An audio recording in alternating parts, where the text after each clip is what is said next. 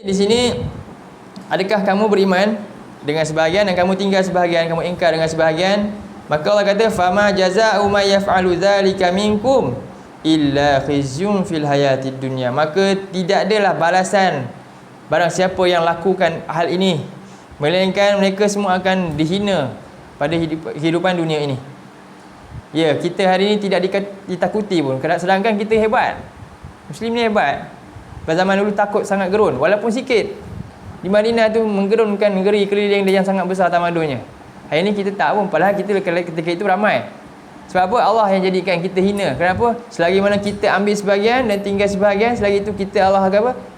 Hina kita. Selagi itu kita akan dihina. Dan wa yaumal qiyamah, dan yang paling kita bimbang kat sini, okeylah dunia ni. Yang paling kita bimbang adalah akhirat nanti apa? Pada hari kiamat, yuraduna ila asyaddil azab. Mereka akan kembali kepada azab yang sangat dahsyat. Wa ma Allahu bighafilin amma ta'malun. Dan Allah tidak akan lalai terhadap apa yang kamu kerjakan. Jadi ini hal yang berlaku sejak dulu sampai hari ini lah. Sebab itu Allah takkan biarkan kita ni hanya boleh dengan mudah apa cakap. Sebab tu akhirnya orang cakap hadis apa? Siapa yang mati dalam keadaan apa dia boleh ucap apa? La ilaha illallah, akhirnya dia masuk syurga. Hadis itu bukan baca semudah itu kan? Ucap la ilaha. Sebab apa? Kita belum tahu lagi saat mati kita ni kadang-kadang tu atas apa yang kita buat, dia atas amalan kita juga.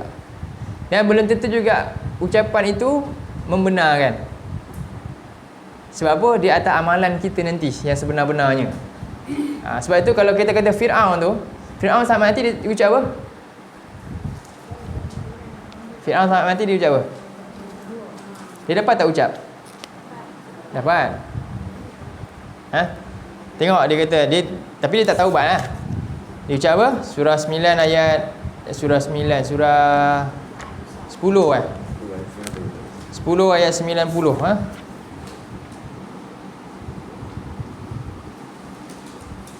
La ilaha illallah lah ni.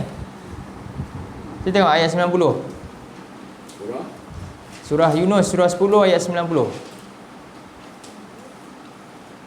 10 ayat 90 Cuba tengok kat situ. Hatta, ayat di bawah tu. Hatta iza adrakahul gharaqu qala, apa dia? Apabila dia telah sampai kepadanya, nak tenggelam dah. Apa dia kata? Qala amantu annahu la ilaha illalladzi amanat bihi banu Israel. Ucapan ni sebenarnya la ilaha illallah lah. Aku beriman kepada Tuhan yang diimani oleh Bani Israel itu, iaitu Allah tu. Berguna tak kata-kata dia? Tak berguna. Sebab apa? Berdasarkan apa yang dibuat sebelum tu. Sebab tu kita kena buat apa? Sekarang ni ada peluang sehat. Allah bagi sehat, Allah bagi ada harta banyak. Apa nak buat? Buatlah sesuatu, sumbang tu, untuk bantu agama Allah, untuk ajak manusia kepada Quran. Fahami ayat-ayat Allah ni, Quran. Sebab kita nak kukuhkan jiwa kita. Kita nampak amal okey je kan? Amal okey. Baru-baru ni contohnya Lebanon, tiba-tiba je tak sangka satu kawasan tu jadi padang, jarak padang terkukur. Bila-bila masa je Allah boleh nak buat apa yang kita tak sangka. Kita bimbang benda ni. Sebab tu selagi Allah bagi kita amal, Allah bagi kita okey ni, apa yang kita buatlah sesuatu yang mana walaupun kita mati macam mana pun kita selamat. Kan? Tak kisahlah kita mati dalam keadaan macam mana pun, tapi kita ada bekalan. Itu yang kita nak. Kan? Jadi sebab kita tak tahu mati macam mana ni. Yang itu mati dalam letupan yang tak ada mayat pun. Tak tahu pun. Tengah tenang je kan. Kebakarannya ingat kebakaran kecil, tapi begitulah. Kita tak tahu. Jadi dalam pada kita tak tahu mati macam mana, baik kita bersediakan sesuatu yang boleh bawa bekal mana. Mati macam mana pun kita dah tak pedulilah. Sebab apa? Kita dah ada bekalan. Itu yang kita kena bawa balik. Sebab tu dalam, kita tengok yang terakhir dalam ayat 86. Ayat 86 lebih kurang sama macam ayat ni yang tadilah sebelum ni, iaitu menjual juga ayat yang ni lah. Kita pergi ayat terakhir lah, ayat surah 29, ayat mula-mula pula, reverse pula balik. Tadi kita cerita pasal kita kena berkorban. Jadi ayat dia mula-mula dia surah 29 ayat 1. Surah 29 ayat 1. Surah ni memang penting Ankabut ni 29 ayat 1 ni. Ini ayat ni saya bagi tutup ayat ni. Ayat ni sebenarnya macam pembuka, tapi hari ni saya bagi penutup. Sebab apa? Sebab supaya kita balik, kita ada soalan kat diri kita. Ni adalah soalan kita. Jadi sekarang kita tanya diri kita, adakah aku biarkan diri aku macam ni? Jadi Allah tanya apa? Cuba tengok ayat ni. Ayat 1 hingga 2. 1 hingga 2.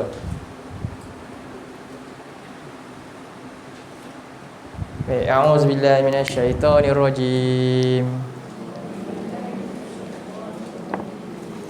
Alif lam mim.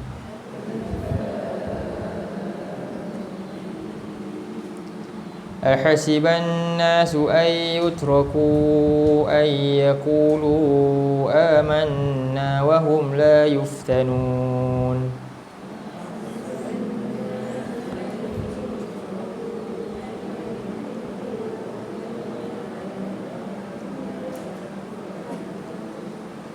Jadi ni soalan kepada kita. Jadi Allah kata alif lam mim. Ahasiban nas, adakah manusia itu sangka ayyutraku, mereka dibiarkan bersenang lenang begitu saja, ayyakulu, dengan mereka berkata amanna, kami telah beriman, wahum la yuftanun, sedangkan mereka belum lagi teruji. Tak tahu lagi ni sanggup ke tak, ada ni simpanan ni, sanggup tak? Contoh tak uji lagi. Bila dia uji? Bila buat sesuatu baru dia uji. Tahu apa pun macam nak uji, kan? Ketika itu. Sebab itu Allah kata lagi, untuk apa Allah uji? Untuk zahirkan pembuktian iman itu. Iman perlu dibuktikan, dizahirkan. Pada siapa? Dizahirkan pada siapa? Orang munafik nak zahirkan iman dia pada manusia. Kita nak zahirkan iman kita pada siapa? Allah saja. Itu maksud dia zahir tu. Jangan pula depan ni nak zahirkan iman ni tunjuk solat rajin. Bukan, itu untuk manusia. Zahirkan pada Allah. Sebab tu orang yang zahirkan iman ni, dia bangun malam seorang-seorang, bermunajat dengan Allah tanpa siapa pun tahu. Sampai kan ada ulama apa, dia selama 40 tahun bangun malam contohnya, isteri dia pun tak tahu contoh. Begitu sekali dia nak jaga dia punya amalan supaya apa? Simpan, Allah simpan. Allah simpan dia punya amalan. Begitu sekali. Jadi ayat yang ketiga tu menjelaskan, kita baca, walaqad fatanna alladhina min qablihim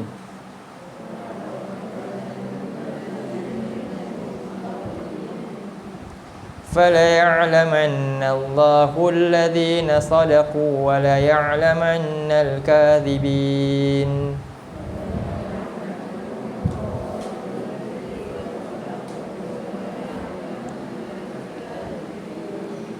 Walaqad fatanna allazi, dan benar-benar kami telah uji orang-orang yang sebelum mereka. Allah uji orang yang sebelum kita. Siapa antaranya?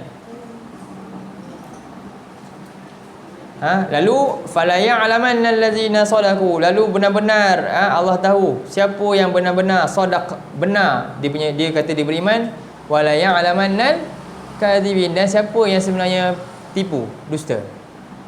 Jadi Allah uji, antaranya uji surah 2 ayat 214. Ini antara ujian yang berlaku. Sampaikan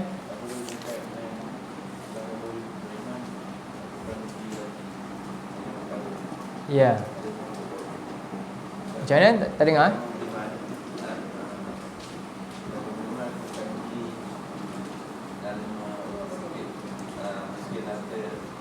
Ya, ada juga. Itu dalam ayat surah Baqarah juga ada. Jadi yang ini kita nak tengok gambaran ujian yang Allah uji. Antara ini ada tiga perkara lah. Ayat 214 214. Jadi ni sama juga, soalan juga. Sama macam ayat ni, ahasiban nas. Jadi am hasib betul tu.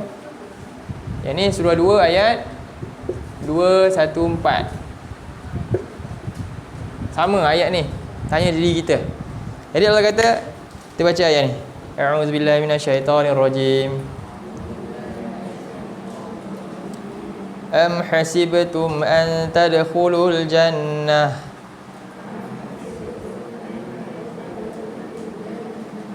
ولما يأتكم مثل الذين خلوا من قبلكم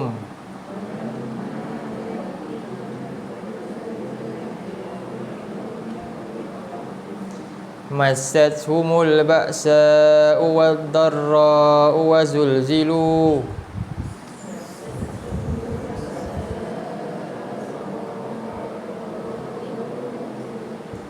حتى يقول الرسول والذين آمنوا معه متى نصر الله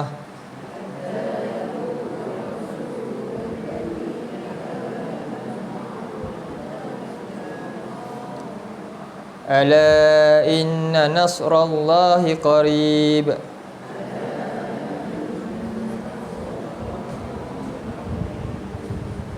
Nah, ini satu lagi. Allah tanya apa? Adakah kamu sangka kamu boleh masuk syurga? Confident. Contoh. Kamu sangka kamu boleh masuk syurga?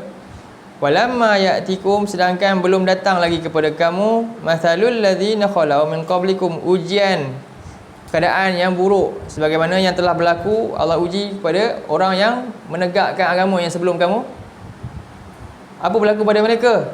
Wa massathumul ba'sa, mereka ditimpa dengan ba'sa. Apa ni? Ba'sa ni yang tahap pertama apa? Kurang harta. Satu, yang pertama. Wad darra, bila dah melarat, harta tak ada, tak makan, jadi apa? Sakit, penyakit. Kemudian lemah lagi, mundur ke tempat tu, apa berlaku? Wazul zilu, orang datang jajah. Orang datang jajah. Itu lagi dahsyat lah. Banyak lagi kematian berlaku, kan? Paksaan lagi dan sebagainya. Jadi sampai 3 perkara ni. Pernah lagi kita sampai begitu? Tak, semua makan elok, makan 3 kali sehari, 5 kali pun boleh makan, tak buat apa-apa. Tapi yakin boleh masuk syurga, tak buat apa-apa. Dan Allah tanya, am hasibtum an tadkhulul jannah. Tu kita kena bimbang tu. Tak buat banyak lagi benda ni. Ayat ni, 2 ayat ni sepatutnya kita tanya diri kita. Kita ni Allah tanya ni, buat ke belum? Jadi itulah dia. Supaya apa? Kita sebenarnya tidak enjoy dengan dunia tadi, iaitu menjual kesesatan dengan petunjuk.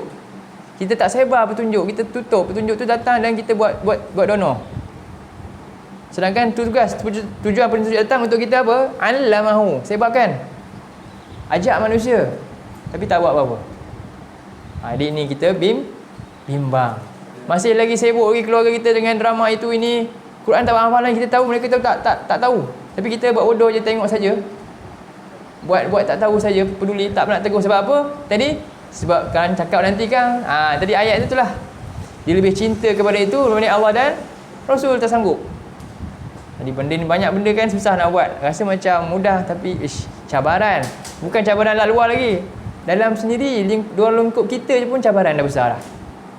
Itulah ujian kita hari ni. Kita kena mantapkanlah ilmu itu dan berani sebut dengan hujah yang baik tadilah, dengan hikmah tadi.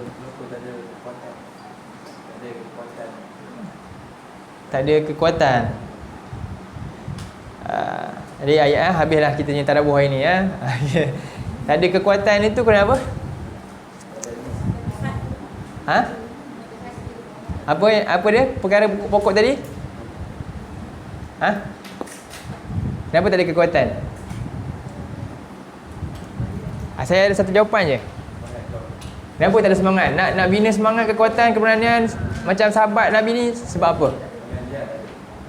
Apa punca? Satu je jawapan saya. Apa dia? Ada tak surah yang boleh menjawab ayat ni? Kenapa kita tak ada kekuatan? Tepat lah, tapi dalil dia Surah 2, 78. Dalil dia, kena baiki hal ni. Kerosakan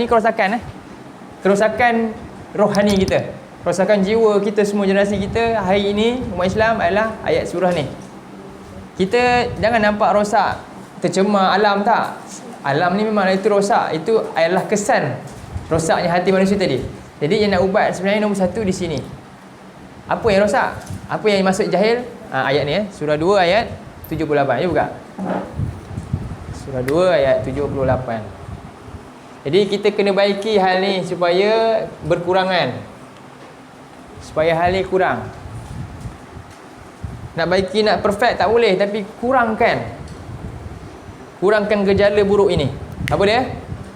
A'udzubillahi minasyaitonirrajim.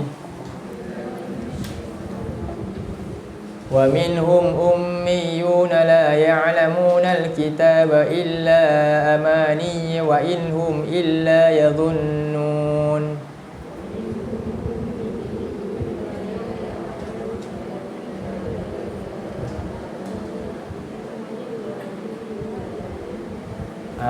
Saya tulis ayat ni bagi jelas sikit. Apa ayat dia? Wa min